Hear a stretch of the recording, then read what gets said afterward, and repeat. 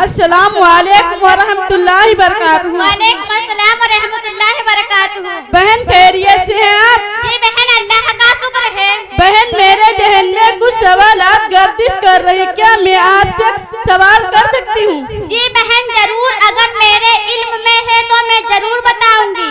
धूप से गर्म हुए पानी से वजू जायज है या नहीं? जायज है लेकिन बेहतर नहीं। अगर पानी में कोई पाक चीज मिल जाए, मसलन साबुन या जाफरान, तो उससे वजू जायज है या नहीं? पानी में पाक चीजें मिल जाने से एक दो वस्फ बदल जाने पर भी वजू जायज रहता है।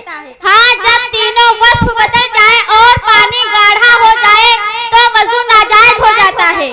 अगर कुएं में कबूतर या चिड़िया की बीट गिर जाए तो उसका क्या हुक्म है? कबूतर और चिड़िया की बीट या ऊंट, बकरी, भेड़ की 2-4 मेंगनियों से कुआं नापाक नहीं होता।